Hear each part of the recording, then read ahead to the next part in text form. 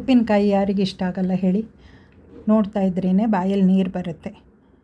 ಉಪ್ಪಿನಕಾಯಿ ಹಾಕ್ಕೊಂಡು ಒಂದು ಸರಿ ಊಟ ಮಾಡಿತು ಅಂದರೆ ನಮಗೆ ಅಷ್ಟು ಖುಷಿ ಆಗುತ್ತೆ. ಬಿ ಪಿ ಇರೋರು ಮಾತ್ರ ಸ್ವಲ್ಪ ಉಪ್ಪಿನಕಾಯಿ ಹಾಕ್ಕೊಳ್ಳೋದನ್ನು ಅವಾಯ್ಡ್ ಮಾಡಬೇಕಾಗತ್ತೆ.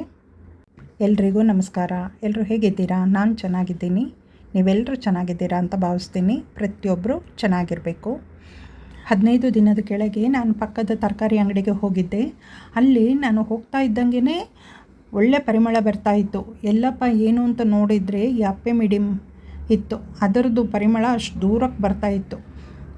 ಈ 2 ಥರ ಇರುತ್ತೆ.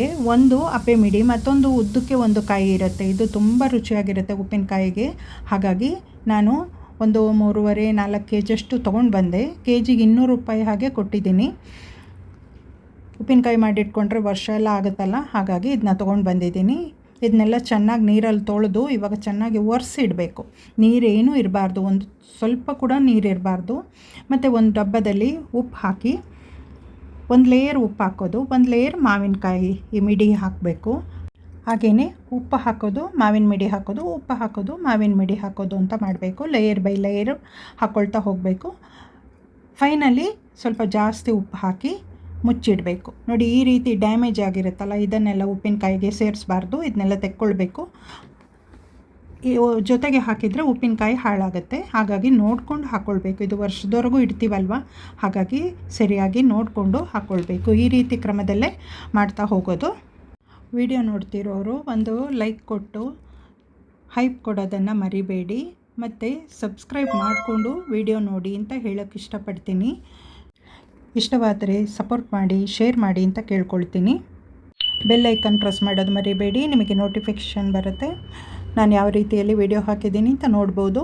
ನಮ್ಮ ಊರಲ್ಲೆಲ್ಲ ಇವಾಗ ಇದೇ ಕಾರ್ಯಕ್ರಮಗಳು, ಅಂದರೆ ಉಪ್ಪಿನಕಾಯಿ ಹಾಕೋದು, ಹಪ್ಪಳ ಸಂಡಿಗೆ ಮಾಡೋದು, ನಂತರ ಹಲಸಿನಕಾಯಿ ಹಪ್ಪಳ. ಇನ್ನೂ ಸೀಸನ್ ಬಂದಿಲ್ಲ, ಮೇ ತಿಂಗಳಿಗೆ ಅದನ್ನು ಶುರು ಮಾಡ್ತಾರೆ. ಬೇಸಿಗೆ ಅಂದರೆ ಇದೆಲ್ಲ ಕಾರ್ಯಕ್ರಮಗಳು ಊರಲ್ಲಿ ನಡೀತಾ ಇರುತ್ತೆ. ನಾನು ಮನಸ್ಸಲ್ಲಿ ಅಂದ್ಕೊಂಡಿದ್ದೆ ಈ ಸರ್ತಿ ಜಯನಗರಕ್ಕೆ ಹೋಗೋಣ ಅಂತ. ಅಲ್ಲಿ ಅಂದರೆ ಥರ ಮಾವಿನಕಾಯಿ ಹಾಕಿರ್ತಾರೆ. ಈ ಮಿಡಿಗಳು ಸಿಗುತ್ತಾ ಅಂತ ನೋಡೋಣ ಅಂತ ಮನಸ್ಸಲ್ಲಿ ಅಂದ್ಕೊಂಡಿದ್ದೆ. ದೇವ್ರ ದಯೆ, ನಮ್ಮ ಪಕ್ಕದ ತರಕಾರಿ ಅಂಗಡಿಯಲ್ಲೇ ಸಿಕ್ತು. ಹಾಗಾಗಿ ನನಗೂ ತುಂಬ ಖುಷಿಯಾಯಿತು. ಬಿಡದೇನೆ ಅವರಿಗೆ ಹೇಳಿ, ನಾನು ದುಡ್ಡು ಆಮೇಲೆ ಕೊಡ್ತೀನಿ, ಇವಾಗ ಈ ಮಿಡಿ ತೊಗೊಂಡೋಗ್ತೀನಿ ಅಂತ ಹೇಳಿದೆ. ಅವರು ಸರಿ ಅಂದರು. ಒಂದು 3.5-4 kg ಮಿಡಿ ತಂದೆ ನಾನು. ಯಾಕೆಂದರೆ ನಾನು ತರಕಾರಿಗೆ ಹೋಗಿದ್ದಲ್ವ, ತರಕಾರಿಗೆ ಬೇಕಾಗುವಷ್ಟು ದುಡ್ಡು ಮಾತ್ರ ಹಿಡ್ಕೊಂಡು ಹೋಗಿದ್ದೆ. 2 ದಿನ ಆಗಿದೆ. 2ನೇ ದಿನದ ನಂತರ ಇವಾಗ ಇದನ್ನೆಲ್ಲ ಮೇಲೆ ಕೆಳಗೆ ಮಾಡ್ಕೊಳ್ಬೇಕು. ಯಾಕೆಂದರೆ ಉಪ್ಪು ಕರಗಿ ನೀರಾಗ್ತಾಯಿದೆ. ಆ ಉಪ್ಪು ನೀರಲ್ಲಿ ಮಾವಿನ ಮಿಡಿ ಎಲ್ಲ ಚೆನ್ನಾಗಿ ನೆನಿಬೇಕು. ಹಾಗಾಗಿ ಈ ರೀತಿ 2 ದಿವಸಕ್ಕೊಂದು ಸರ್ತಿ ಮಿಕ್ಸ್ ಮಾಡ್ತಾ ಇರಬೇಕು. ನೋಡಿ, ಕೆಳಗಿದ್ದಿದ್ದು ಒಂದು ಕಲರ್ ಆಗಿದೆ, ಮೇಲಿರೋದು ಹಾಗೇ ಇದೆ. ಅದಕ್ಕೆ 2 ದಿನಕ್ಕೊಂದು ಸರಿ ಈ ಥರ ಮಾಡ್ತಾ ಇರಬೇಕು. ಸ್ವಲ್ಪ ಕೆಲಸ ಆಗುತ್ತೆ, ಆದರೆ 10-12 ದಿನದಲ್ಲಿ ಅದರ ಪ್ರೋಸೆಸ್ ಎಲ್ಲ ಮುಗಿಯುತ್ತೆ. ವರ್ಷ ಇಡೀ ಉಪ್ಪಿನಕಾಯಿ ತಿನ್ಬೋದಲ್ವ, ಆ ಖುಷಿಗೋಸ್ಕರ ನಾವು ಮಾಡ್ಕೊಳ್ಬೇಕು. ಮತ್ತು 2 ದಿನ ಬಿಟ್ಟು ನೋಡಿ, ಫುಲ್ ಈ ರೀತಿ ಆಗಿದೆ. ಒಂದೊಂದು ಹಸಿರಿದೆ, ಅದನ್ನು ಸರಿಯಾಗಿ ನೆನೆಯೋ ರೀತಿಯಲ್ಲಿ ಮಾಡ್ಕೊಳ್ಬೇಕು. ಅದನ್ನು ಸ್ವಲ್ಪ ಉಪ್ಪು ನೀರೊಳಗೆ ಹಾಕಿ ಆನಂತರ ಎಲ್ಲವನ್ನು ನೆನೆಸಿಡಬೇಕು. ನೀವು ಯಾವ ರೀತಿಯಲ್ಲಿ ಉಪ್ಪಿನಕಾಯಿ ಹಾಕ್ತೀರಾ ಅಂತ ಕಮೆಂಟ್ ಸೆಕ್ಷನ್ನಲ್ಲಿ ಹಾಕಿ, ಆಯಿತಾ? ಇವಾಗ ಉಪ್ಪಿನಕಾಯಿ ಹಾಕಲಿಕ್ಕೆ ಎಲ್ಲ ಚೆನ್ನಾಗಿ ನೆಂದು ನೋಡಿ, ಅಷ್ಟು ದಪ್ಪ ಇದ್ದಿದ್ದು ಎಷ್ಟು ಚಿಕ್ಕದಾಗಿದೆ ಅಂತ ಮಾವಿನಕಾಯಿ. ಇವಾಗ ಇದನ್ನ ಬೇರ್ಪಡಿಸ್ಕೊಳ್ಬೇಕು. 10 ದಿನಗಳ ಕಾಲ ಈ ರೀತಿ ನೆನೆಸಿಟ್ಟಿದ್ದೀನಿ. ಅದೆಲ್ಲ ಉಪ್ಪು ಕರಗಿ ನೀರಾಗಿರೋದು. ಈ ಮಾವಿನಕಾಯಿಗೆ ನಾವು ಎಷ್ಟೇ ಉಪ್ಪು ಹಾಕಿದ್ರೂ ಅದಕ್ಕೆ ಎಷ್ಟು ಬೇಕೋ ಅಷ್ಟು ಮಾತ್ರ ತಗೊಳ್ಳುತ್ತೆ. ಮತ್ತು ಬಾಕಿ ಉಪ್ಪು ಹಾಗೆ ಕೆಳಗಡೆ ಉಳಿದಿರುತ್ತೆ. ಇವಾಗ ಮಾವಿನ ಮಿಡಿ ಬೇರೆ, ಉಪ್ಪು ನೀರು ಬೇರೆ ಅಂತ ಮಾಡ್ಕೊಳ್ಬೇಕು. ನೋಡಿ, ಉಪ್ಪು ತಳದಲ್ಲಿ ಇಷ್ಟು ಉಳಿದಿದೆ. ಇವಾಗ ಮಾವಿನ ಮಿಡಿಯಲ್ಲಿರೋ ಉಪ್ಪು ನೀರೆಲ್ಲ ಕೆಳಗಿಳಿದಾಗಿದೆ. ಇಷ್ಟು ಉಪ್ಪು ನೀರಿದೆ ನೋಡಿ. ಇದನ್ನು ಮುಂದೆ ನಾವು ಕುದಿಸ್ಕೊಳ್ಬೇಕು. ಉಪ್ಪಿನಕಾಯಿ ಮಸಾಲೆ ಮಾಡಲಿಕ್ಕೆ ಇದೇ ನೀರನ್ನು ಕುದಿಸಿ ಉಪಯೋಗಿಸ್ಕೊಳ್ಳೋದು. ನಾನು ಉಪ್ಪಿನಕಾಯಿ ಹಾಕಿರೋ ಕ್ರಮ ಇಷ್ಟವಾಯಿತು ಅಂದರೆ ನೀವು ಮನೆಯಲ್ಲಿ ಒಂದು ಸರ್ತಿ ಮಾವಿನ ಮಿಡಿ ಸಿಕ್ಕಿದ್ರೆ ಹಾಕಿ ನೋಡಿ. ಇಷ್ಟ ಆಯಿತು ಅಂದರೆ ಬೇರೆಯವರಿಗೂ ಶೇರ್ ಮಾಡಿ. ಮಾವಿನ ಮಿಡಿಗೆ ಇವಾಗ ಮಸಾಲೆ ಬೇಕಲ್ವ, ಅದಕ್ಕೆ ಬ್ಯಾಡಗೆ ಚಿಲ್ಲಿ ತೊಗೊಂಡಿದ್ದೀನಿ, ಬ್ಯಾಡಗೆ ಮೆಣಸು. ಇವಾಗ ಅದಕ್ಕೆ 2 ಮುಷ್ಟಿ ಜೀರಿಗೆ ಮೆಣಸು ಹಾಕ್ತಾಯಿದ್ದೀನಿ. ಅಂದರೆ ಗಾಂಧಾರಿ ಮೆಣಸು ಅಂತಲೂ ಹೇಳ್ತಾರೆ. ಅದನ್ನು ಒಣಗಿಸಿ ಊರಲ್ಲೆಲ್ಲ ಇಟ್ಟಿರ್ತಾರೆ. ನಮಗೂ ಅವರು ಕೊಟ್ಟಿರ್ತಾರಲ್ವ, ಅದನ್ನು ಉಪಯೋಗಿಸ್ತಾ ಇದ್ದೀನಿ. 2 ಮುಷ್ಟಿ ಹಾಕ್ತಾಯಿದ್ದೀನಿ. ಅಂದರೆ ಈ ಮೆಣಸು ಹಾಕಿದರೆ ತುಂಬ ರುಚಿ ಇರುತ್ತೆ. ಒಂದು 400 ಗ್ರಾಮ್ ಆಗುವಷ್ಟು ನಾನು ಸಾಸಿವೆ ತೊಗೊಂಡಿದ್ದೀನಿ. ನಂತರ ಒಂದು 50 ಗ್ರಾಮಿಗಿಂತ ಸ್ವಲ್ಪ ಕಡಿಮೆ ಕಾಳು ಮೆಣಸು ಹಾಕಿದ್ದೀನಿ. ಯಾಕೆಂದರೆ ಇದೆಲ್ಲ ಹಾಕಿದರೆ ಉಪ್ಪಿನಕಾಯಿ ತುಂಬ ರುಚಿಯಾಗಿರುತ್ತೆ ಅಂತ. ಅರಿಶಿಣ ಪುಡಿನೂ ಹಾಕ್ಕೊಳ್ತಾ ಇದ್ದೀನಿ. ಎಲ್ಲ ತೊಗೊಂಡೋಗಿ ಬಿಸಿಲಿಗೆ ಇಡಬೇಕು. ಇವಾಗ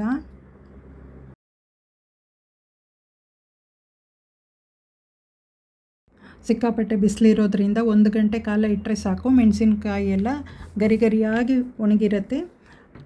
ಪುಡಿ ಮಾಡಲಿಕ್ಕೂ ಸುಲಭ ಆಗುತ್ತೆ. ಉಪ್ಪು ನೀರಿತ್ತಲ್ವ, ಅದನ್ನು ಕುದಿಲಿಕ್ಕೆ ಇಡಬೇಕು. ಎಷ್ಟರ ಮಟ್ಟಿಗೆ ಕುದಿಬೇಕಂದ್ರೆ ಆ ಪಾತ್ರೆ ಸುತ್ತ ಒಂದು ಲೇಯರ್ ಉಪ್ಪು ಬಂದು ಕೂತ್ಕೊಳ್ಳುತ್ತೆ.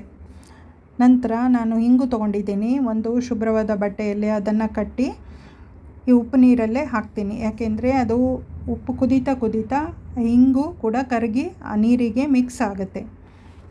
ಇವಾಗೇನು ಮಾಡಬೇಕು, ಒಂದು ಒಳ್ಳೆ ಬಟ್ಟೆ ತೊಗೊಂಡು ಮಾವಿನ ಮಿಡಿ ಇದೆಯಲ್ವ, ಅದನ್ನೆಲ್ಲ ಚೆನ್ನಾಗಿ ಹರಡಿ ಒಣಗಿಸ್ಕೋಬೇಕು.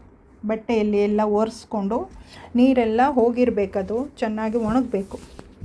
ಅಲ್ಲಿವರೆಗೂ ಒರೆಸ್ಕೊಳ್ಬೇಕು. ಈ ರೀತಿ ಹರಡಿಟ್ರೂ ಆಗುತ್ತೆ. ತುಂಬ ಟೈಮ್ ಇಲ್ಲ ಅಂದರೆ ಅದನ್ನು ಬಟ್ಟೆಯಲ್ಲಿ ಒತ್ತಿ ಆ ನೀರು ತೆಗೆದ್ರೂ ಆಗುತ್ತೆ. 1 ವರ್ಷದ ಕಾಲ ಇಡಬೇಕು. ಹಾಗಾಗಿ ಹಾಳಾಗಬಾರ್ದು ಮಾಡಿದ್ದು. ಮತ್ತು ನಾವು ಅದಕ್ಕೆ ಬೇಕಾದಷ್ಟು ಸಾಮಾನುಗಳು ಹಾಕಿರ್ತೀವಿ, ಮತ್ತು ಮಾವಿನ ಮಿಡಿನೂ ತಂದಿರ್ತೀವಿ. ಯಾವುದು ಹಾಳಾಗಬಾರ್ದು ಅಂತ ಹೇಳಿ ಇಷ್ಟೆಲ್ಲ ಕ್ರಮಗಳನ್ನು ಮಾಡಬೇಕಾಗತ್ತೆ.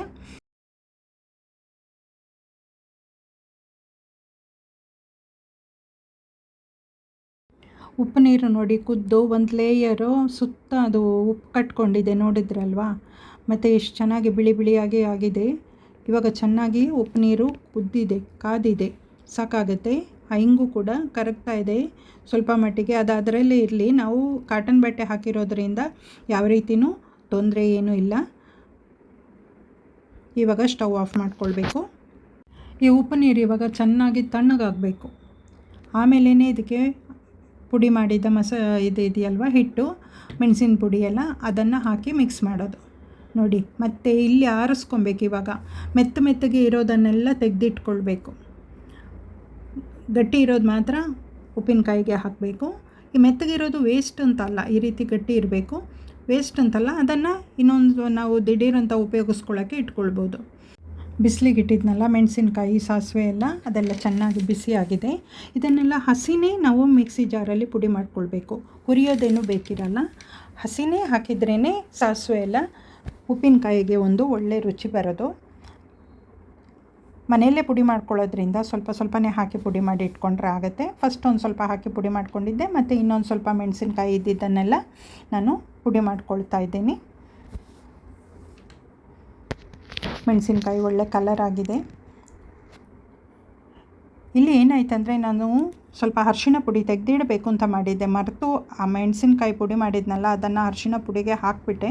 ಅಷ್ಟು ಬೇಕಿಲ್ಲ ಅನ್ನಿಸ್ತು. ಇವಾಗ ಸಾಸಿವೆ ಪುಡಿ ಮಾಡ್ಕೊಳ್ಳೋಣ. ಅದು ತೊಂದರೆ ಏನೂ ಆಗಲ್ಲ, ಸ್ವಲ್ಪ ಅಷ್ಟು ಬೇಕಿಲ್ಲ ಅಂತ ಮತ್ತೊಂದು ಸರಿ ಅನ್ನಿಸ್ತಾ ಇದೆ ನನಗೆ. ಆದರೆ ಏನೂ ಮಾಡೋಕ್ಕಾಗಲ್ಲ. ಇವಾಗ ಮಿಕ್ಸ್ ಆಯಿತು.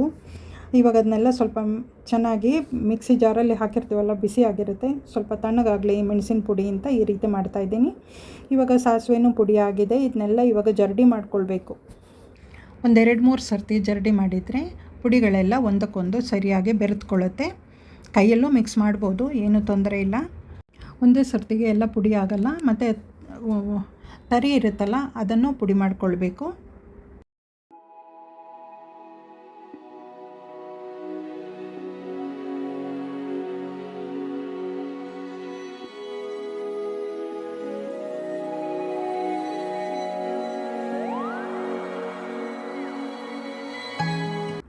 ಜರಡಿ ಮಾಡಿದ ಹಿಟ್ಟನ್ನೇ ಮತ್ತು ಒಂದು ಸರ್ತಿ ಜರಡಿ ಮಾಡಿಕೊಂಡು ನೈಸ್ ಪೌಡ್ರ್ ತೆಕ್ಕೊಳ್ಬೇಕು. ನೋಡಿ, ಅಲ್ಲಿ ಅದಷ್ಟು ತರಿ ಇದೆ. ಅದು ನಮಗೆ ಈ ರೀತಿ ಪೌಡ್ರು, ನೈಸ್ ಪೌಡ್ರ್ ಬೇಕಾಗಿದೆ. ಅದನ್ನು ಮತ್ತೆ ಮಿಕ್ಸಿ ಜಾರಿಗೆ ಹಾಕ್ತೀನಿ.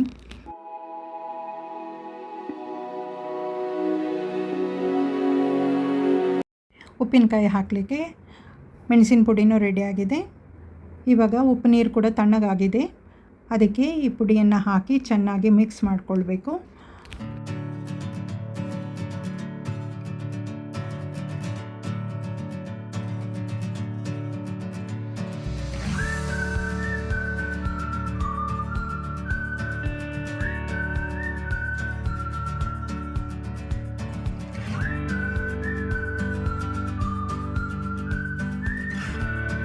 ಇವಾಗ ಉಪ್ಪಿನಕಾಯಿ ರೆಡಿಯಾಗಿದೆ. ಇದಕ್ಕೊಂದು ಒಗ್ಗರಣೆ ಹಾಕಬೇಕು.